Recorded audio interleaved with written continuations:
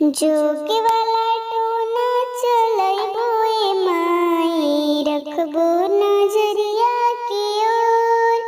जोगे वाला टोना चलैबो ए माई, रखबो नजरिया की ओर।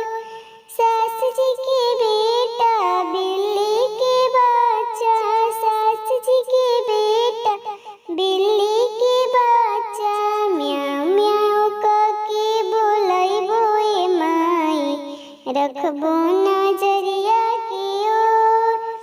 जोग वाला टोना चलैबो ए माई, रखबो नजरिया की ओर। सास जी के बेटा बिल्ली के बच्चा, सास जी के बेटा बिल्ली के बच्चा, म्याऊ म्याऊ करके बोलैबो ए माई, रखबो नजरिया की ओर।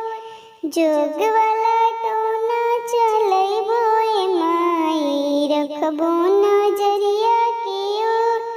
सास जी के बेटा बकरी के बच्चा, सास जी के बेटा बकरी के बच्चा, में करके बोलैबो ए माई, रखबो नजरिया की ओर। जोग वाला टोना चलैबो ए माई, रखबो नजरिया की ओर। जोग वाला टोना चलैबो ए माई, रखबो नजरिया की ओर। जोग अनारस जोग बनारस जोगवा, जोग अनारस जोग बनारस जोगवा, मेरी अम्मा के पास जोगवा, मेरी अम्मा के पास जोगवा। ऐसा न जोग तू करिहाई अम्मा दूल्हा, ऐसा न जोग तू करिहाई अम्मा दूल्हा। साड़ी धोवस हमारे दूल्हा, बर्तन धोवस हमारे दूल्हा। जोग अनारस जोग बनारस जोगवा, जोग अनारस जोग बनारस जोगवा, मेरे भाभी के पास जोगवा, मेरे चाची के पास जोगवा।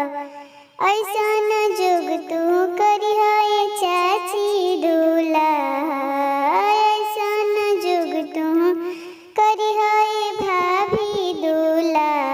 झाड़ू लगावस हमारे दूल्हा, बर्तन धोवस हमारे दूल्हा। जोग अनारस जोग बनारस जोगवा, जोग अनारस जोग बनारस जोगवा, मेरी दीदी के पास जोगवा, मेरी दीदी के पास जोगवा। ऐसा न जोग तू करिहाई दीदी दूल्हा, ऐसा न जोग तू करिहाई दीदी दूल्हा। बर्तन धोवस हमारे दूल्हा, साड़ी धोवस हमारे दूल्हा। अगर ये वीडियो अच्छा लगे तो लाइक करें, कमेंट करें, शेयर करें और चैनल को जरूर सब्सक्राइब करें। धन्यवाद।